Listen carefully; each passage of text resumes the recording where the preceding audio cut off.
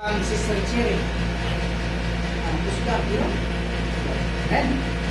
Sister Cherry, kinabubuton mo ba ang pagkakasal kang Frederick? Gusto ka, para nga, siguro magkatubangay mo, para makita po sa mga witness, kay witness ko na sila.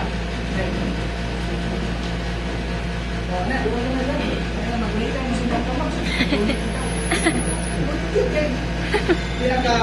Hindi nyo malimtan ng momento. Frederick, gawato mo ba si Cherry, anak? Sister Cherry, gawato mo ba si Frederick na mahimong amahan sa malabot ninyong mga anak? Andam ka ba nga higugmaon o gampingan si Sister Cherry? Ayubad-ubad.